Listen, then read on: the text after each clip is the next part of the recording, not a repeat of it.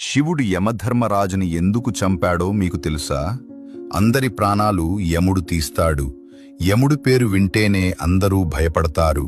యముడు మార్కండేయుడి ప్రాణం తీసేందుకు రాగానే మార్కండేయుడు శివలింగాన్ని గట్టిగా కౌగలించుకుని, నేను శివుడిని పట్టుకొని ఉన్నాను, నువ్వు నన్ను ఏమీ చేయలేవు అంటాడు.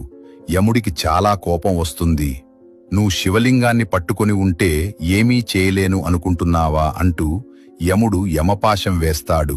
మార్కండేయుడు లింగాన్ని కౌగిలించుకుని ఉండటంతో పాశం శివలింగానికి కూడా పడుతుంది. వెంటనే శివుడు ప్రళయకాల రుద్రుడిలా ప్రత్యక్షమయ్యి, నన్ను నమ్ముకొని నన్ను పట్టుకుని ఉండగా నా భక్తుడిపై పాశం వేస్తావా అంటూ తన ఎడమకాలు ఎత్తి యముడి గుండెలపై తన్నుతాడు. అందరిని చంపే యముడు అక్కడికక్కడే మరణిస్తాడు.